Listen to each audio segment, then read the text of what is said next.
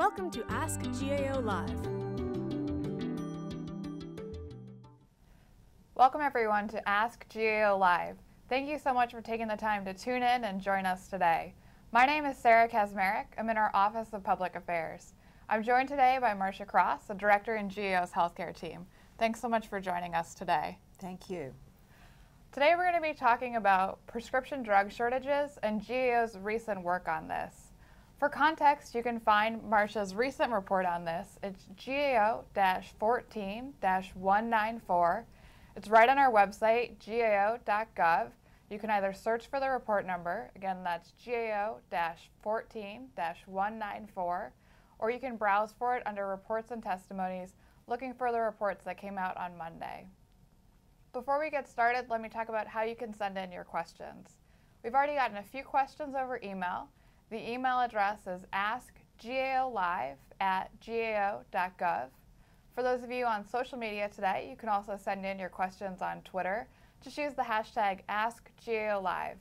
So we'll be keeping an eye out during this whole chat for your questions and comments, and we'll do our best job to get you a response today.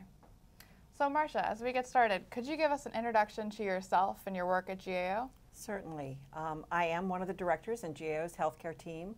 I'm responsible for a range of our public health work, including our oversight of FDA medical products and our public health preparedness work. Great. And so let's talk a little bit about our topic today, Marcia, prescription drug shortages. Yes. Could you give us an overview of your team's recent report on this? Yes, we issued a report, as Sarah said, just on Monday, looking at shortages of prescription drugs. This has been an increasing problem over the last decade, and prescription drugs are critically important for medical care. We've seen shortages of drugs to treat trauma patients, to control pain during surgery, to treat cancer and heart disease, and to provide nutrition support to premature infants, for example. And the shortages have really impacted patient care and the way in which doctors are able to provide the necessary treatments for their patients. And this sounds like a really critical problem. So what prompted GAO's review of this? Well, GAO was required by the FDA Safety and Innovation Act to prepare this report. We had previously reported in 2011 on drug shortages, and Congress wanted an update on what had happened since they had given FDA some new authorities and it placed some new requirements on the agency. Great. I'm going to take our first question from the audience. The question comes from Ron over email, and Ron would like to know, did GAO look at the Accelerated Recovery Initiative, and has the initiative had an impact? We did talk with the Generic Pharmaceutical Association about this initiative that they have in place. When we spoke with them last in the fall as we were completing our work, that was still in an early phase. They had had a process in place to try to identify certain shortages for their pilot program, but at the point at which we completed our work, I would not say that it had yet had an impact. It was too soon to really see what was going to flow from that. And our next question comes from Bob over email. Bob would like to know, it appears the FDA has improved its response to shortages armed with new tools from FDAs Options. Yes. What are the most severe shortages today? Yes, FDAs, the Food and Drug Administration Safety and Innovation Act, did give FDA, in particular, it gave them an ability to require companies to provide advance notice so that they had to tell FDA further in advance when they expected to have to take a production line down for maintenance, or if they were going to cease producing a drug, or some other issue that they thought would lead to a shortage. So this advance warning has actually enabled FDA to get a head start so that they've been able to prevent many more shortages, or to work so that they could more quickly resolve a shortage should one actually occur. So that's been a positive result. We do see that the number of new shortages has been decreasing in 2012 and again in 2013. And so that's a very positive trend. Unfortunately, the number of ongoing shortages has continued to increase across this whole period, and I think we have a figure that we may be able to put up on the screen, the first figure that shows the overall trend of what's happened to drug shortages during this period of time. You'll be able to see that the number of new shortages is decreasing, but the number of ongoing shortages is still relatively high and at the highest level across the span we examined.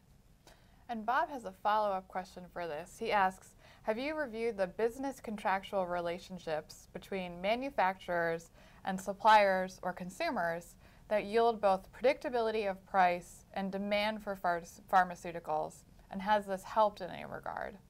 Well, we're not able to review the private business arrangements that distributors and hospitals, for example, may have in place. We have not looked at that. We looked at a number of studies that have been done to try to understand some of the underlying causes of shortages, to sort of see what some of the economic issues are. We're planning to continue work. We're just starting now with further work where we expect to examine some of the underlying economic factors in greater depth, and we hope we'll be able to get a little more into what some of the business practices are. Great. And in this current review, what did you find in terms of what FDA was doing to address shortages? Well, as I previously mentioned, FDA is taking more action up front because they're getting earlier notice. We also found that FDA has increased the number of staff that they have assigned to work on drug shortages. That was a concern we had raised when we reported in 2011. FDA has substantially increased that drug shortage staff, and they've been able to provide more direct assistance and to be able to have identified individuals to work with the company on a particular shortage, and that's been very helpful. And, industry has told us that that's greatly appreciated. They also have developed a database. Starting in 2011, they began to put information into a database that we believe will, in the future, provide them with more information to better be able to understand what's going on in some of the trends. And we're going to take another question now over email that came in from Curtis. Curtis would like to know, he says, economic data suggests that healthcare costs are rising, particularly in the area of pharmaceuticals.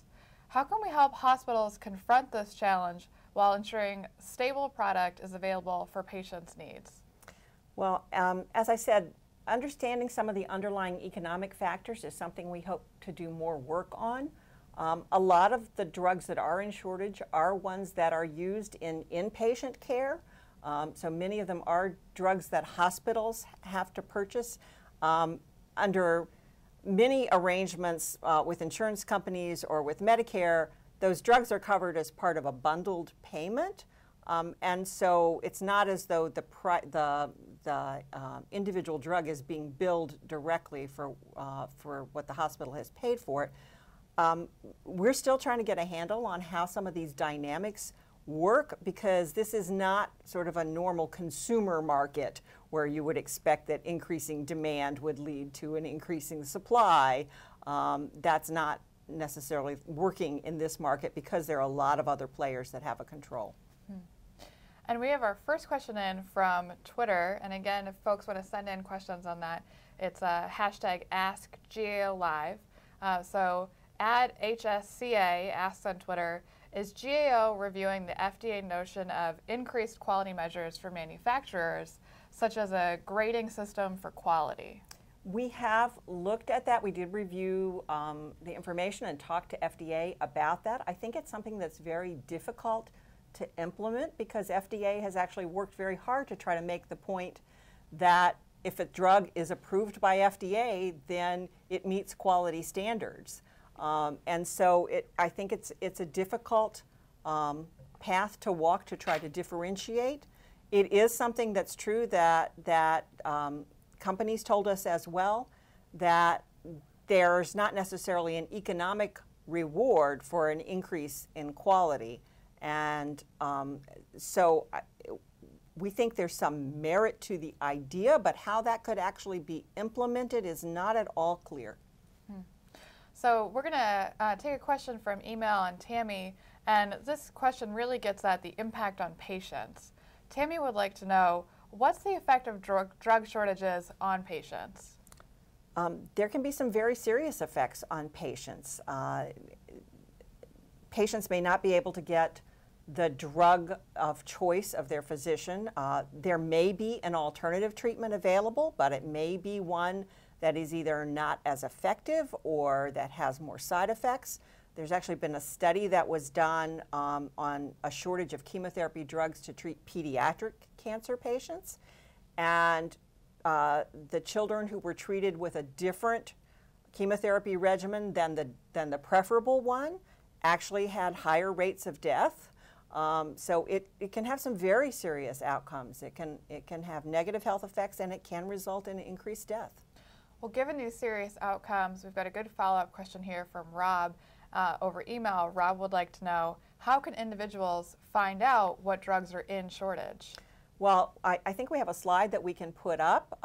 It's slide 4 that shows the FDA website. FDA now maintains a list that is organized by category of drug. You also can look for specific drugs by name to see what drugs are in shortage, and it has some information that can help you. You also can talk to your physician or other healthcare provider if you're having difficulty finding a drug that's been prescribed for you. As I mentioned, a lot of these are drugs that are administered in hospitals, so the hospital pharmacists are very engaged in locating supplies of the drug. But as a patient, you can go to FDA's website to get additional information. And a good follow-up, another one from Howard over email, and Howard would like to know, are certain types of drugs more likely to be in shortage? Well, the shortages have primarily been on generic sterile injectable drugs, the sterile injectable drugs in particular, and we have a figure I think that we can put up that shows the distribution. It's figure 2 that would show the types of drugs that have been in shortage. And as you'll see, sterile injectable drugs are more than half of the drugs that are in shortage, and the bulk of those are these generic drugs. There are some brand name drugs that are also in shortage, and some tablets or other kinds of drugs that have been in shortage, but mostly we're talking about these sterile injectable drugs, which are very difficult to manufacture and have really high standards that you need to meet. And you just mentioned this issue of generic drugs versus brand name drugs.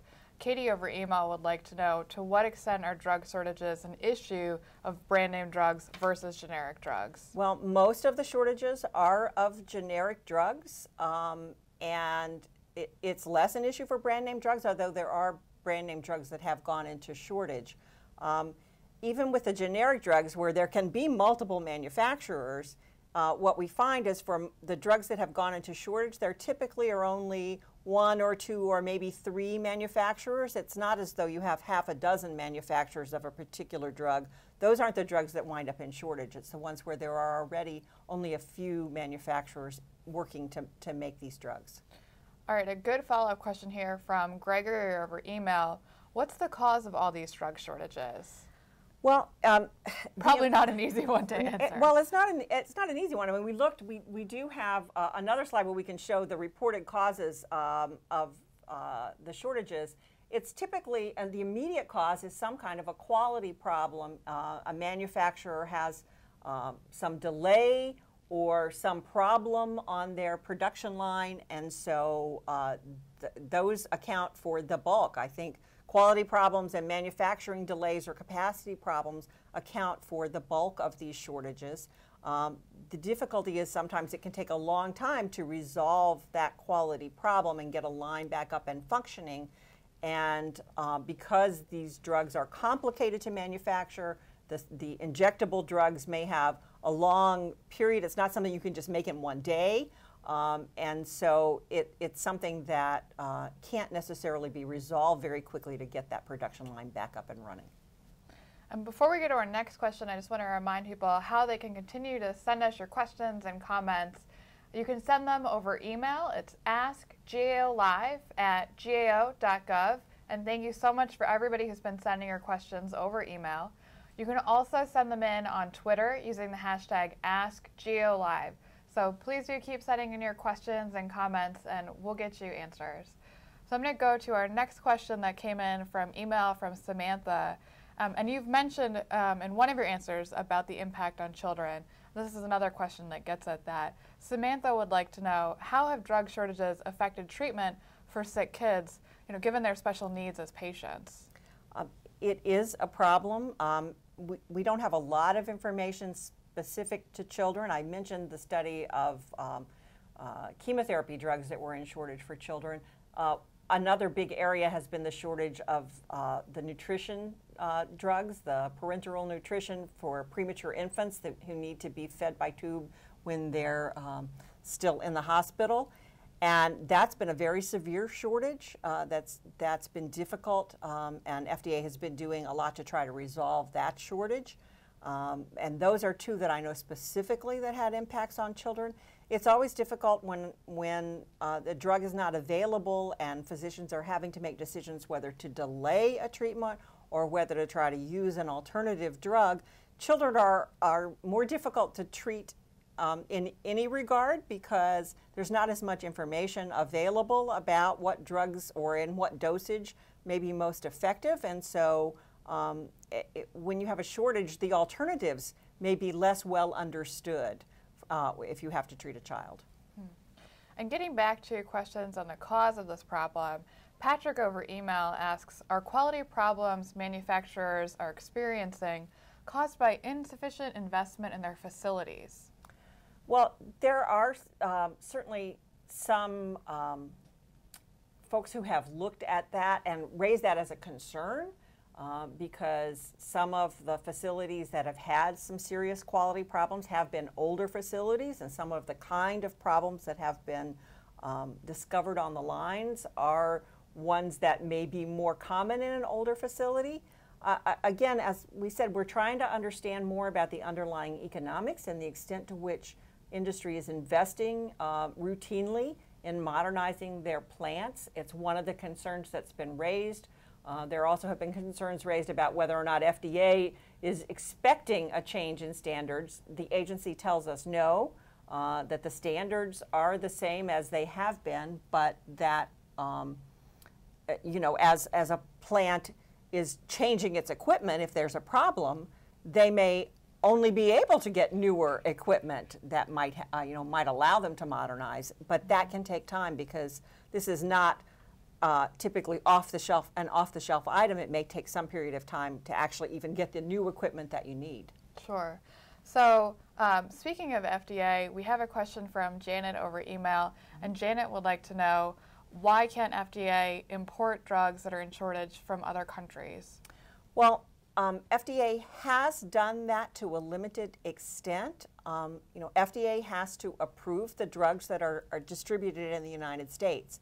And in the few circumstances where they have gone to a manufacturer to see if there's another company that makes that same drug for distribution in other countries, if they have sufficient capacity and are willing to make the drug and send it to the United States during the shortage period, FDA still wants to assure that the facility meets FDA standards. So they may go and inspect, or they may see, if, for example, the European Union has just inspected that facility, and if that facility would have capacity to make the product for the U.S. market. They've done that in only a few circumstances. It's one of the options that's available. There's actually a recent court case that may complicate that for FDA, and so they're still trying to determine what their options are moving forward. And we did have a question about the court case that came in from Chris over email. Could you tell us a little bit more about that? Well, there was a recent decision about FDA allowing states to import limited quantities of a drug that was in shortage that's actually used as part of lethal injections for execution of prisoners. And the court ruled that FDA did not have authority to permit that kind of importation. As I said, FDA is still trying to decide what the implications are for resolving shortages of other kinds of drugs where there may not be domestic capacity available to fill the gap. And in line with that, we got a question in from Dave over email, and Dave wants to know, does FDA need more power or new authorities to decrease the number of drug shortages or limit the length of time that a shortage lasts? It's not clear what different authorities FDA might need. I think they have not yet made a determination if they need some clarification of their authority to use this importation. FDA has not asked for new authority. They have not indicated to us that there's any particular legislative change that they think would help. And so it's not clear that they don't have those tools, with the possible exception of whether or not they need some clarification on this limited importation. Now, GAO did make recommendations in this report that came out on Monday. Yes. So could you tell us what those recommendations were? Well, we made recommendations to FDA to improve their database and to conduct additional analyses using the data that they're developing. We had some concerns that their database itself was not meeting what we call internal control standards to be ensure that the data that are being entered are accurate and that they have policies in place for how they are categorizing things and what sorts of information they're putting into their system so that it's consistent. We also ask that they consider doing some analyses to look at trends, not just to use the data to record and monitor a daily status on an individual shortage, but to examine patterns across time, to develop some metrics to see patterns, if any exist, so that as they develop data across a number of years, they're able to gain knowledge from it, not just use it on a daily basis to track something. And FDA agreed with our recommendations and in fact are already beginning to implement some of them. Well, it sounds like a lot of those recommendations could be really useful in this situation. Well, we hope so moving forward. We think that these are important steps that any sort of database needs to have in place. It needs to be used as a tool. It requires effort to develop this information, and you need to be using the information. Absolutely. We have an interesting question here from Kesha over email, and she would like to know, what's the status of drug shortages with cancer drugs? Well, cancer drugs were in severe shortage a couple of years ago when we first reported in 2011. There are still a number of cancer drugs that are in shortage, but the number of chemotherapy drugs that are in shortage has actually decreased. At one point they were higher up on the list. They're now down, I think, to about 5th or 6th place, and about 8% of the shortages are of chemotherapy drugs. But there are still concerns about chemotherapy. It's so critical for care of cancer patients, and having the right drugs and having them available quickly is important in providing adequate care to those patients. And an interesting question here from Scott over email. Are there incentives the government could provide to manufacturers to help address the problem of drug shortages? There have been some incentives that have been discussed. We actually have a whole section in our report where we talk about a number of different kinds of incentives. One example is a tax incentive to manufacturers for investment in their facilities to upgrade or to expand their manufacturing capacity to try to reduce the frequency of shortages and the kinds of reasons that shortages are occurring. And I think that's something that there's been some discussion on. There hasn't been any specific action to put that in place, but when we talked to manufacturers about that, they told us that that might be useful for a manufacturer that was already in the market, that was already making these kinds of drugs. They didn't believe that that was going to be something that would bring a new manufacturer into the market. And they also pointed out that it would take a number of years to expand capacity. They estimated about 3 years to expand capacity or upgrade a facility completely. So it's not something that would provide any kind of a quick fix. And next question here from Betty over email. Betty would like to know, I heard that some companies are charging huge markups for drugs they got secondhand. Is this practice legal? It's something that's called the gray market for drugs. It is legal. There are concerns about the quality of the drugs that one might get through this secondary distribution channel. Normally, the gray market is when it's not an authorized distributor of a drug. So the drug's been distributed and then sold to someone else, and maybe sold to someone else before it's ultimately purchased for use with a patient. And The concern is whether or not it's had proper storage and transport to ensure the quality of the drug, that's been maintained. Some of these drugs require refrigeration, for example, and you want to be sure that that's been continuous throughout the whole storage period. But there aren't, it's not against the law to charge a higher price for the drug. Now, FDA and the Department of Justice and the Federal Trade Commission are all looking at this issue. We talked with those agencies, and they are communicating with one another and sharing information when they get reports about possible gray market activities, the marketing of drugs at exorbitant prices. It doesn't appear to violate any laws, however, and if the shortage problem can be resolved, then the possibility for selling these drugs in this way, in this gray market, should be severely reduced.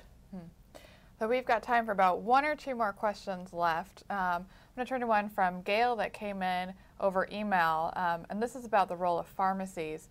Gail says, I've heard that there are pharmacies that mix drugs themselves. She thinks this might be called called compounding pharmacies. Yes. Can they help out with drug shortages? And are the drugs these pharmacies making really safe?